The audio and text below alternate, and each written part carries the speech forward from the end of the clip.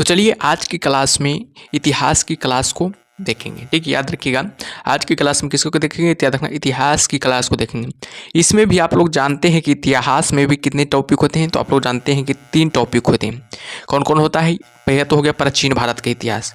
पहला क्या हो गया? प्राचीन भारत का इतिहास।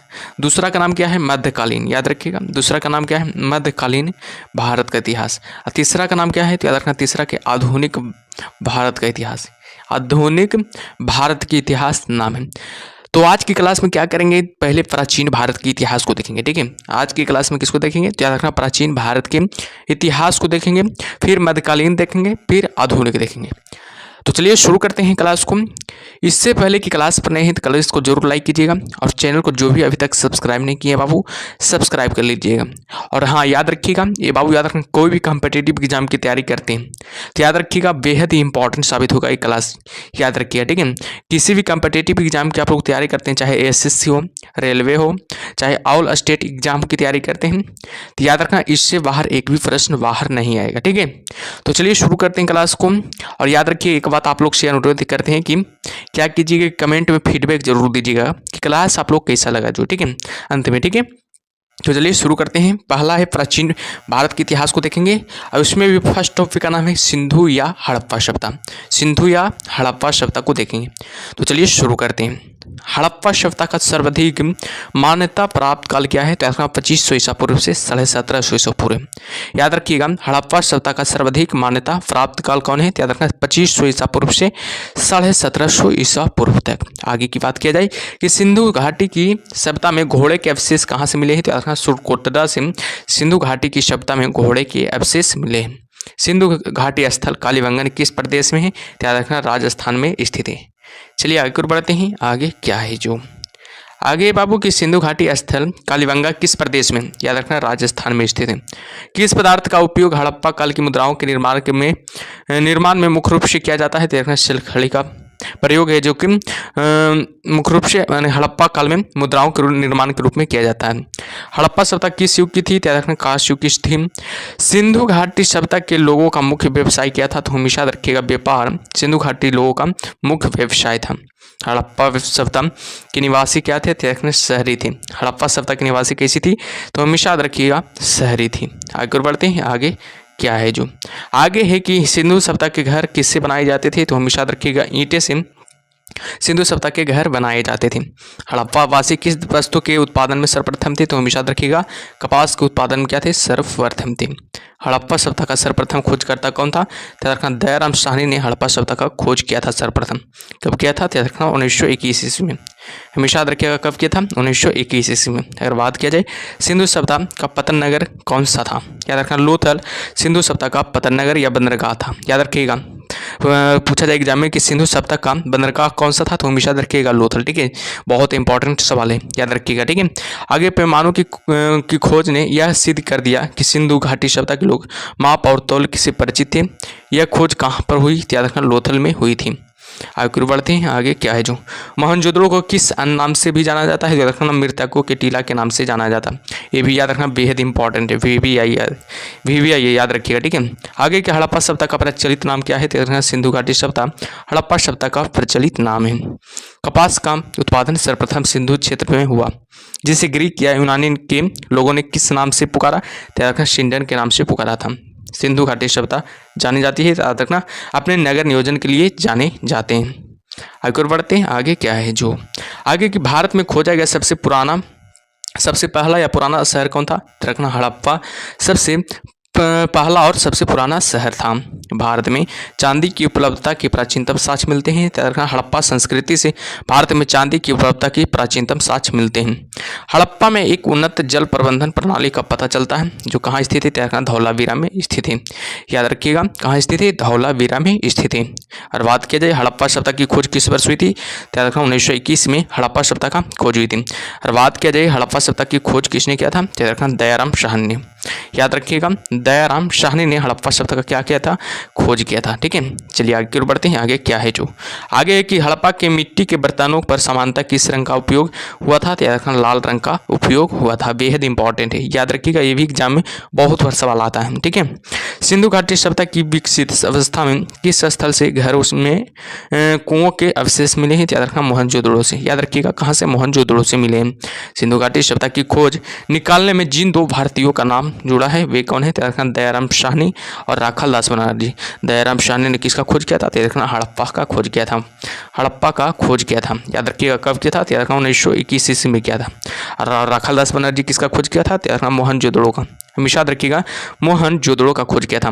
कब किया था, तो याद रखना 1922 ईस्वी में। याद रखिएगा, 1922 ईस्वी में किया था। बेहद इंपॉर्टेंट है। ठीक है, चलिए आगे बढ़ते हैं बाबू। आगे क्या है जो रंगपुर, जहां हड़प्पा की समकालीन सभ्यता थी, वह रखना सौराष्ट्र में स्थित है। कहाँ स्थित है, तो हमेशा रखिएगा सौराष्ट्र में स्थित है। हड़प्पा एवं मोहनजोदड़ो की पुरातात्विक खुदाई के प्रभारी कौन थे, तो रखना सर जॉन मार्शल हड़प्पा एवं मोहनजोदड़ो की पुरातात्विक खुदाई के प्रभारी थे। आगे बढ़ते हैं। किसी पशु की आकृति जो मुहर पर मिली है, जिससे अज्ञात होता है कि सिंधु घाटी एवं मेसोपोटामिया की सभ्यता के मध्य व्यापारिक संबंध थे, याद रखना बैल का। याद रखिएगा, बैल का। ठीक है, आगे बढ़ते हैं कि हड़प्पा के लोगों की सामाजिक पद्धति कैसी थी, रखना उचित सामंतवादी। याद रखिए, कैसी थी, रखना उचित सामंतवादी थी। आगे बढ़ते हैं। हड़प्पा के सभ्यता के अंतर्गत हल से जोते गए खेत का साच कहाँ से मिला है, रखना कालीबंगा से मिला है। कालीबंगा कहाँ स्थित है, तो हमेशा याद रखिएगा राजस्थान में स्थित है। हमेशा याद रखिएगा, कालीबंगा कहाँ स्थित है, तो याद रखिएगा राजस्थान में स्थित है। आगे बढ़ते हैं। सिंधु सभ्यता की ईंटों का अलंकरण किस स्थान से मिला है, तो रखना कालीबंगा से मिला है। मोहनजोदड़ो कहाँ स्थित है, तो याद रखना सिंध में स्थित है। याद रखना पाकिस्तान के सिंध में स्थित है। ठीक है, आगे बढ़ते हैं। सिंधु सभ्यता में बृहद स्नानागार पाया जाता है, तो मोहनजोदड़ो में पाया जाता है। हड़प्पा कालीन स्थलों में अभी तक किस धातु की प्राप्ति नहीं हुई है, तो लोहा की प्राप्ति नहीं हुई है। किस वस्तु के अवशेष सिंधु घाटी सभ्यता से प्राप्त नहीं हुए, तो गाय का अवशेष है जो सिंधु घाटी सभ्यता से प्राप्त नहीं हुए। स्वातोत्तर भारत में सबसे अधिक संख्या में हड़प्पा युगीन स्थलों की खोज किस प्रांत में हुई थी, तो गुजरात प्रांत में हुई थी। किस हड़प्पा कालीन स्थल से नृत्य मुद्रा वाली कांस्य मूर्ति प्राप्त हुई, तो मोहनजोदड़ो से नृत्य करती हुई मुद्रा वाली कांस्य मूर्ति क्या हुई थी, प्राप्त हुई थी। ठीक है, हड़प्पा किस धातु से परिचित नहीं थी, तो लोहा से परिचित नहीं थे। याद रखना, हड़प्पा किस धातु से परिचित नहीं थी, तो लोहा से परिचित नहीं थे। ठीक है, किस हड़प्पा कालीन स्थल से युगल सावधान का साक्ष्य मिला है, तो लोथल से युगल सावधान का साक्ष्य मिला है। मानव समाज विलक्षण है क्योंकि वह मुख्यतः आश्रित होता है, तो संस्कृति पर आश्रित होता है। सिंधु सभ्यता संबंधित है, तो आधे ऐतिहासिक युग से संबंधित है। किस युग से, आधे ऐतिहासिक युग से संबंधित है। ठीक है, एक और बढ़ते हैं। आगे क्या है जो आगे की सिंधु घाटी की सभ्यता गैर आर्य थी क्योंकि वह थी कैसी, नगरीय सभ्यता थी। सिंधु घाटी सभ्यता को आर्यों से पूर्व की रखे जाने का महत्वपूर्ण कारक क्या था, मृद भांडा था। याद रखना, क्या था, मृद भांडा था। सिंधु घाटी संस्कृत वैदिक सभ्यता से भिन्न थी क्योंकि इसके पास विकसित शहरी जीवन की सुविधाएं थी। ठीक है, चलिए आगे की ओर बढ़ते हैं। आगे क्या है जो आगे है कि हड़प्पा संस्कृति की जानकारी का मुख्य स्रोत क्या है, तो पुरातात्विक खुदाई के चलते ही हड़प्पा संस्कृति की जानकारी का मुख्य स्रोत प्राप्त हुआ। सिंधु घाटी के निवासियों की सभ्यता को जानने का मूल स्रोत है वहाँ पाए गए बर्तन, जेवर, हथियार और औजार से। याद रखिएगा, बर्तन, जेवर, हथियार और औजार से। ठीक है, याद रखिएगा। ठीक है, चलिए आगे की ओर बढ़ते हैं। आगे क्या है जो आगे कि भारत में चांदी की उपलब्धता के प्राचीनतम साक्ष्य मिलते हैं। हड़प्पा संस्कृति से भारत में चांदी की उपलब्धता के प्राचीनतम साक्ष्य मिलते हैं। हड़प्पा में मिट्टी के बर्तनों पर सामान्यतः किस रंग का उपयोग हुआ था, तो लाल रंग का उपयोग हुआ था। मूर्ति पूजा का क्रम कब से माना जाता है, तो पूर्व आर्य से माना जाता है। विशाल स्नानागार किस पुरातत्व स्थल में से पाया गया था, तो मोहनजोदड़ो से पाया गया था। आगे बढ़ते हैं। आगे क्या है जो आगे बाबू हड़प्पा सभ्यता स्थल लोथल स्थित है, गुजरात राज्य में स्थित है। हड़प्पा शहर लोथल किस कहाँ स्थित है, गुजरात में स्थित है। हड़प्पा शहर का सबसे बड़ा बंदरगाह कौन है, लोथल हो जाएगा। हड़प्पा सभ्यता का सबसे बड़ा बंदरगाह, याद रखिएगा, सबसे बड़ा बंदरगाह कौन सा है, लोथल हो जाएगा सबसे बड़ा बंदरगाह। याद रखिएगा, सबसे बड़ा बंदरगाह लोथल हो जाएगा। ठीक है, धौलावीरा किस राज्य में स्थित है, गुजरात राज्य में स्थित है। धौलावीरा कौन सा हड़प्पीय नगर 3 भागों में विभक्त था, याद रखना धौलावीरा 3 भागों में क्या था, विभक्त था, याद रखिएगा। ठीक है, चलिए अगला टॉपिक का नाम है वैदिक सभ्यता। देखते हैं अगला टॉपिक का नाम क्या है, वैदिक सभ्यता। ये भी इंपॉर्टेंट है, याद रखना, इससे भी एग्जाम में बहुत सवाल बनता है। ठीक है, तो चलिए शुरू करते हैं। इससे पहले एक जरूर लाइक कीजिएगा। आप लोग क्या कीजिए, लाइक कर दीजिए। ठीक है, आप लोग क्या करते हैं कि लाइक नहीं करते हैं, सिर्फ खाली देखते हैं। ठीक है, और चैनल को जो भी अब तक सब्सक्राइब नहीं किया बाबू सब्सक्राइब कर लीजिए। ठीक है, और फीडबैक जरूर दीजिएगा क्लास के अंत में। ठीक है, कमेंट बॉक्स में। आगे है कि पूर्व वैदिक या ऋग वैदिक संस्कृति काल का किसे माना जाता है, तो देखना 1500 ईसा पूर्व से 1000 ईसा पूर्व के उत्तर वैदिक संस्कृति का काल किसे माना जाता है, तो देखना 1000 ईसा पूर्व से 600 ईसा पूर्व तक। आर्य शब्द का शाब्दिक अर्थ क्या होता है, श्रेष्ठ या कुलीन होता है, याद रखिएगा। आर्य शब्द का शाब्दिक अर्थ क्या होता है, तो देखना श्रेष्ठ या कुलीन होता है। ठीक है, किस फसल का ज्ञान वैदिक काल के लोग को नहीं था, तो याद रखना तंबाकू का ज्ञान वैदिक काल के लोगों को नहीं था। उत्तर वैदिक काल के वेद विरोधी और ब्राह्मण विरोधी धार्मिक अध्यापकों को किस नाम से जाना जाता था, तो श्रमण के नाम से जाना जाता था। वैदिक गणित का महत्वपूर्ण अंग है, तो शुल्भ सूत्र वैदिक गणित का क्या है, महत्वपूर्ण अंग है। ठीक है, चलिए आगे बढ़ते हैं। आगे क्या है, जो आगे के किस वेद में प्राचीनतम वैदिक युग की संस्कृति के बारे में सूचना दी गई है, तो याद रखना ऋग्वेद में। वेदों की संख्या कितनी है, तो याद रखना 4 है। वेदों की संख्या कितनी है, तो हमेशा याद रखिएगा 4 हो जाएगा। कौन कौन हो जाएगा, ऋग्वेद हो जाएगा, अथर्ववेद हो जाएगा, सामवेद हो जाएगा, यजुर्वेद हो जाएगा। याद रखिएगा ऋग्वेद, यजुर्वेद, सामवेद, अथर्ववेद हो जाएगा। ठीक है, 4 है। सबसे प्राचीन वेद किसे माना जाता है, तो हमेशा याद रखिएगा ऋग्वेद को सबसे प्राचीन वेद माना जाता है। सबसे नया वेद किसे माना जाता है, याद रखना अथर्ववेद को। आप ठीक है, याद रखना है अथर्ववेद को सबसे प्राचीन वेद माना जाता है। ठीक है, सबसे न्यू वेद माना जाता है, याद रखिएगा। ठीक है, चलिए आगे बढ़ते हैं। आगे क्या है, जो आगे है कि भारत के राजची में प्रयुक्त होने वाले शब्द सत्यमेव जयते किस उपनिषद से लिए गए, तो मुंडक उपनिषद से लिए गए। बेहद इंपॉर्टेंट है, एग्जाम में बहुत बार आ चुका है सवाल। ठीक है, ऋग्वैदिक कार्यों का मुख्य व्यवसाय क्या था, तो देखना पशुपालन ऋग्वैदिक कार्यों का मुख्य व्यवसाय था। भारतीय संगीत का आदि ग्रंथ कहा जाता है, याद रखना सामवेद को भारतीय संगीत का आदि ग्रंथ कहा जाता है। आगे बढ़ते हैं। आगे क्या है, जो आगे है प्रमुख दर्शन और उनके क्या है प्रवर्तक है। प्रमुख दर्शन और उनके प्रवर्तक का नाम दिया हुआ, इधर दर्शन का नाम दिया हुआ, इधर प्रवर्तक का नाम दिया है। सांख्य दर्शन का प्रवर्तक कौन है, देखना कपिल हो जाएगा, सांख्य दर्शन का प्रवर्तक हो जाएगा। और बात किया जाए न्याय दर्शन के प्रवर्तक कौन है, तो याद रखिएगा गौतम हो जाएंगे। चरवाक का याद रखना चरवाक ही हो जाएंगे। योग दर्शन का प्रवर्तक किसे माना जाता है, जो रखना पतंजलि को योग दर्शन का प्रवर्तक माना जाता है। पूर्व मीमांसा याद रखना जैमिनी को माना जाता है। उत्तर मीमांसा किसको माना जाता है, याद रखना बादरायन को, याद रखना बादरायन को माना जाता है। और वैशेषिक याद रखना कनाद को माना जाता है। याद रखिएगा वैशेषिक किसे माना जाता है, याद रखना कनाद को माना जाता है। ठीक है, तो याद रखिएगा सबको, बेहद इंपॉर्टेंट है। आगे की प्रथम विविध निर्माता कौन है, याद रखना मनु है, जो कि प्रथम विधि निर्माता है। याद रखना प्रथम विधि निर्माता कौन है, याद रखना मनु हो जाएंगे, जो कि प्रथम विधि निर्माता माने जाते हैं। ठीक है, चलिए आगे बढ़ते हैं बाबू। आगे क्या है, जो आगे है कि कृष्ण भक्ति का प्रथम और प्रधान ग्रंथ कौन है, याद रखना है श्री मद भागवत गीता हो जाएगा। कृष्ण भक्ति का प्रथम और प्रधान ग्रंथ है श्रीमद् भागवत गीता हो जाएगा। ऋग्वेद में संपत्ति का प्रमुख रूप क्या है, याद रखना गोधन। ऋग्वेद में संपत्ति का प्रमुख रूप है। अगर आगे कि ऋग्वेद के किस मंडल में शूद्र का उल्लेख पहली बार मिलता है, याद रखना 10वें मंडल में शूद्र का उल्लेख पहली बार मिलता है। वेदों की ऋचाओं को पढ़ने वाले ऋषि को क्या कहते हैं, याद रखना होत्र कहते हैं। वेदों की ऋचाओं को पढ़ने वाले ऋषि को होत्र कहा जाता है। ऋग्वेद का संबंध किससे है, याद रखना ईश्वर की महिमा से। ऋग्वेद का संबंध किससे है, ईश्वर की महिमा से। ऋग्वेद में कुल कितने मंडल होते हैं, तो हमेशा याद रखिएगा 10 मंडल होते हैं। ऋग्वेद में कुल कितने मंडल होते हैं, तो हमेशा याद रखिएगा 10 मंडल होते हैं। और बात किया जाए ऋग्वेद में कुल कितना सूक्तियाँ होती हैं, तो 1028 सूक्तियाँ ऋग्वेद में होती हैं। और बात किया जाए ऋग्वेद में कुल कितने ऋचाएँ होते हैं, तो 10,580 ऋचाएँ होती हैं।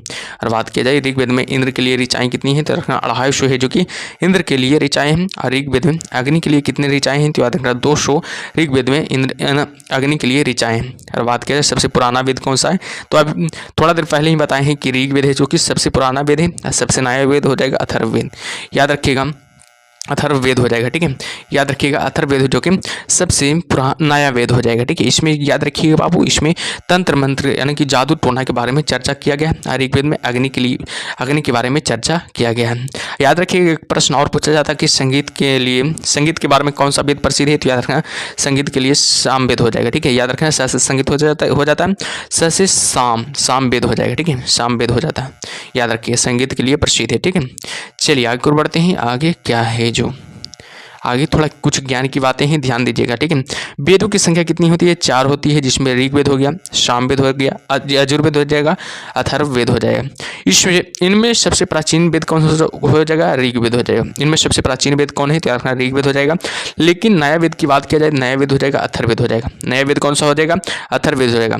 त्रयी नाम से कहे, याद रखना 3 वेद होते हैं।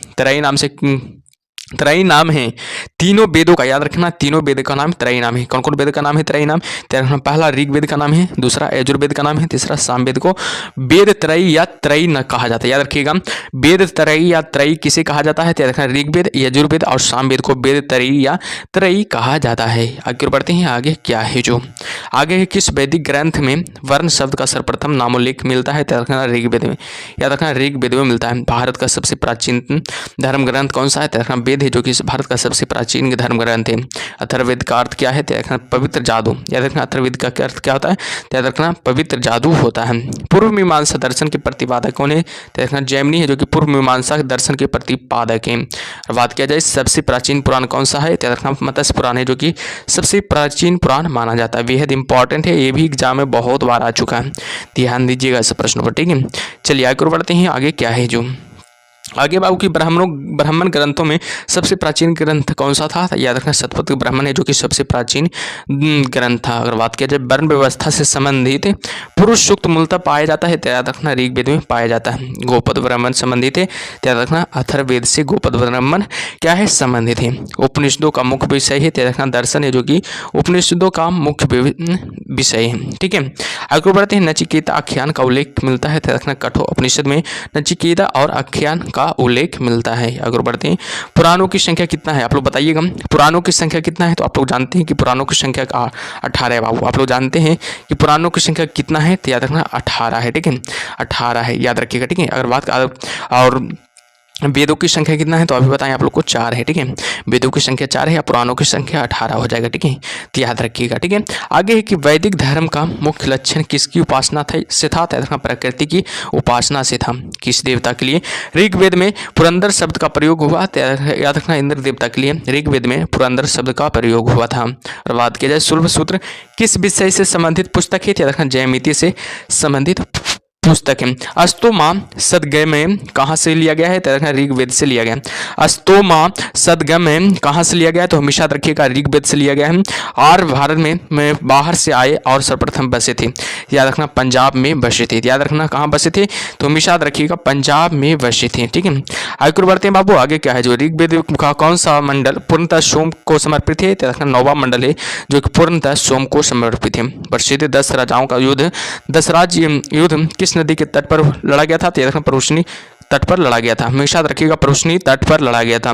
धर्म शास्त्रों में राजस्व की दर क्या है, तो बनवाई 16 है, बनवाई 6 बाबू सॉरी बनवाई 6 है। ठीक है, आगे बढ़ते हैं। आगे क्या है जो आगे है कि 1800 ईसा पूर्व से 1600 ईसा पूर्व का काल किस युग से जुड़ा है, तो ब्राह्मण युग से जुड़ा है। हमेशा याद रखिएगा किस युग से जुड़ा है, तो हमेशा याद रखिएगा ब्राह्मण युग से जुड़ा है। आरंभिक वैदिक साहित्य में सर्वाधिक वर्णित नदी है, तो सिंधु नदी आरंभिक वैदिक साहित्य में सर्वाधिक वर्णित नदी मानी जाती है। बेहद ही इंपॉर्टेंट है, एग्जाम में बहुत बार सवाल बनता है। ठीक है, चलिए आगे बढ़ते हैं बाबू। आगे क्या है जो आगे के उपनिषद काल के राजा अश्वपति कहाँ के शासक थे, तो हमेशा रखना कैकेयी के शासक थे। उपनिषद काल के राजा अश्वपति कहाँ के शासक थे, तो हमेशा रखना कैकेयी के शासक थे। अध्यात्म ज्ञान के विषय में नचिकेता और यम का संबंध किस उपनिषद में प्राप्त होता है, तो याद रखना कठोपनिषद में प्राप्त होता है। वैदिक नदी कुंभा का स्थान कहाँ निर्धारित होना चाहिए, तो याद रखना अफगानिस्तान में निर्धारित होना चाहिए। कपिल मुनि द्वारा प्रतिपादित दार्शनिक प्रणाली है, तो याद रखना सांख्य दर्शन दर्शन प्रणाली है, याद रखिएगा। ठीक है, चलिए आगे बढ़ते हैं। आगे क्या है जो आगे देखिएगा, भारत के किस स्थल की खुदाई से लौह धातु के प्रचलन के प्राचीनतम प्रमाण मिले हैं? अंतरंजी खेड़ा, याद रखना अतरंजी खेड़ा हो जाएगा। ठीक है, हमेशा याद रखिएगा अतरंजी खेड़ा हो जाएगा। किस काल में अछूत की अवधारणा स्पष्ट रूप से उदय हुई है? देखना धर्मशास्त्र के काल में, याद रखना हमेशा धर्मशास्त्र के काल में। गायत्री मंत्र यानी कि देवी सावित्री को संबोधित किस पुस्तक में मिलता है? देखना ऋग्वेद में मिलता है। न्याय दर्शन को प्रचारित किया था? देखना गौतम ने किया था। न्याय दर्शन को प्रचारित किसने किया था? देखना गौतम ने किया था। प्राचीन भारत में निष्क से जाने जाते थे? देखना स्वर्ण आभूषण है जो निष्क से जाने जाते थे। प्राचीन भारत में निष्क से जाने जाते थे कौन? देखना स्वर्ण आभूषण है जो कि निष्क से जाने जाते थे। योग दर्शन के प्रतिपादक कौन है? पतंजलि योग दर्शन के प्रतिपादक माने जाते हैं। और बात क्या जी उपनिषद पुस्तकें हैं? दर्शन पर है। उपनिषद पुस्तकें हैं दर्शन पर है। पूर्व वैदिक आर्यों का धर्म प्रमुखता था प्रकृति पूजा और यज्ञ, प्रकृति पूजा और यज्ञ हो जाएगा। चरक संहिता नामक पुस्तक किस विषय से संबंधित थी? चिकित्सा से संबंधित, याद रखिएगा। चरक संहिता नामक पुस्तक किस विषय से संबंधित थी? चिकित्सा से संबंधित है। यज्ञ संबंधी विविध विधानों का पता चलता है यजुर्वेद से। यज्ञ संबंधी विधि विधानों का पता चलता है। बेहद इंपॉर्टेंट एग्जाम में बहुत बार सवाल आ चुका है, ध्यान दीजिएगा सब सवालों पर। ठीक है, आगे बाबू की वैदिक युगीन सभा क्या थी? मंत्री परिषद थी। वैदिक युगीन सभा क्या थी? मंत्री परिषद है। और बात किया जाए वैदिक युग में प्रचलित लोकप्रिय शासन प्रणाली थी गणतंत्र लोकप्रिय शासन प्रणाली थी। सबसे प्राचीन वेद कौन सा है? ऋग्वेद, जो कि सबसे प्राचीन वेद मानी जाती है। कौन भारतीय दर्शन की आरंभिक विचारधारा थे? सांख्य, जो कि भारतीय दर्शन की आरंभिक विचारधारा है। और बात किया जाए सांख्य, योग, न्याय, वैशेषिक, मीमांसा एवं वेदांत, इन छह भिन्न भारतीय दर्शनों की स्पष्ट रूप से अभिव्यक्ति हुई है। वैदिक युग में अभिव्यक्ति हुई है। आगे बढ़ते हैं बाबू, आगे क्या है जो आगे है कि वह दस्तकारी कौन सी है जो आर्यों द्वारा व्यवहार में नहीं लाई गई थी? वह दस्तकारी कौन सी थी जो आर्यों द्वारा व्यवहार में नहीं लाई गई थी? याद रखना लोहार या लोहारगिरी, याद रखिएगा लोहार या लोहारगिरी हो जाएगा। ठीक है, प्राचीनतम व्याकरण अष्टाध्यायी के रचनाकार कौन है? पाणिनि है, जो कि प्राचीनतम व्याकरण अष्टाध्यायी के रचनाकार हैं। कौन सी स्मृति प्राचीनतम है? मनुस्मृति, जो कि सबसे प्राचीन मानी जाती है। आदि काव्य की संज्ञा किससे दी जाती है? रामायण को आदि काव्य की संज्ञा दी जाती है। प्राचीनतम पुराण है मत्स्य पुराण है, जो कि प्राचीनतम पुराण है। ऋग्वेद में सबसे पवित्र नदी किसे माना जाता है? सरस्वती को सबसे प्राचीन नदी माना जाता है। याद रखना किस वेद में? रखना ऋग्वेद में। ठीक है, वैदिक समाज की आधारभूत इकाई थी काल या कुटुंब, याद रखना काल या कुटुंब हो जाएगा। ऋग्वैदिक युग की प्राचीनतम संस्था कौन सी थी? विदत हो जाएगा। ऋग्वैदिक युग की प्राचीनतम संस्था मानी जाती है। ब्राह्मण ग्रंथों में सर्वाधिक प्राचीनतम कौन सा है? शतपथ ब्राह्मण है, जो कि सबसे प्राचीन ब्राह्मण ग्रंथ माना जाता है। याद रखिएगा गोत्र व्यवस्था का प्रचलन में कब आई? उत्तर वैदिक काल में गोत्र व्यवस्था प्रचलन में आ गई थी। मनुस्मृति मुख्यतः संबंधित है समाज व्यवस्था से। मनुस्मृति मुख्यतः संबंधित है। ठीक है, चलिए आगे बढ़ते हैं बाबू। आगे क्या है ध्यान दीजिएगा आगे। ठीक है, आगे है कि गायत्री मंत्र की रचना किसने की थी? विश्वामित्र ने गायत्री मंत्र की क्या की थी? रचना की थी। अवेस्ता और ऋग्वेद में समानता है। अवेस्ता किस क्षेत्र से संबंधित है? ईरान से संबंधित है। याद रखना अवेस्ता किस क्षेत्र से संबंधित है? तो हमेशा याद रखिएगा बाबू ईरान से संबंधित है। किसका संकलन ऋग्वेद पर आधारित है? सामवेद का संकलन है, जो कि ऋग्वेद पर आधारित है। बेहद इंपॉर्टेंट है, एग्जाम में बहुत बार सवाल आ चुका है। आप लोग क्या कीजिए पहले कि सेशन को लाइक कर दीजिए। बहुत कम लोग लाइक किए हैं, सेशन को लाइक कर दीजिए बाबू। और चैनल को जो भी अभी तक सब्सक्राइब नहीं किए सब्सक्राइब कर लीजिए। ठीक है, चलिए आगे बढ़ते हैं। आगे क्या है जो आगे है किस वेद की जादुई माया और वशीकरण का वर्णन है? याद रखना किस वेद में है? अथर्ववेद में है, जो कि जादुई माया और वशीकरण का वर्णन है। और बात किया जाए आर्य शब्द इंगित करता है, निर्जाति समूह को आर्य शब्द क्या करता है? इंगित करता है। बेहद इंपॉर्टेंट है, बहुत बार एग्जाम में आ चुका है। प्राचीनतम विवाह संस्कार का वर्णन करने वाला विवाह सूक्त किस में पाया जाता है? तो हमेशा याद रखिएगा ऋग्वेद में पाया जाता है। और आगे की बात किया जाए कि ऋग्वेद अघन शब्द का प्रयोग किसके लिए किया गया था? तो गाय के लिए किया गया था। आगे और बढ़ते हैं बाबू। आगे क्या है जो आगे है कि ऋग्वेद में किन नदियों का उल्लेख अफगानिस्तान के साथ आर्यों के संबंध में का सूचक है? कुंभा क्रमु का हो जाएगा। आर्यों के आर्कटिक होम सिद्धांत का पक्ष किसने लिया था? तो बीजी तिलक ने लिया था। बीजी तिलक ने आर्यों के आर्कटिक होम सिद्धांत का पक्ष लिया था। और बात किया जाए अथर्ववेद का, अथर्व का अर्थ क्या होता है? तो पवित्र जादू होता है। कौन सा वेद अंशतः गद्य रूप में भी रचित है? तो यजुर्वेद जो कि अंशतः गद्य रूप में रचित है। ठीक है, आगे बढ़ते हैं। आगे क्या है जो आगे है बाबू की उत्तर वैदिक काल में किस देवता का सर्वोच्च स्थान प्राप्त है? तो प्रजापति का सर्वोच्च स्थान प्राप्त है। संस्कारों की कुल संख्या कितनी होती है? तो हमेशा याद रखिएगा संस्कार कितने होते हैं? तो हमेशा याद रखिएगा 16 संस्कार होते हैं। बेहद इंपॉर्टेंट है, 16 संस्कार होते हैं। कर्म का सिद्धांत संबंधित है, तर्क मीमांसा से संबंधित है। कर्म का सिद्धांत किससे संबंधित है? तो हमेशा याद रखिएगा मीमांसा से संबंधित है।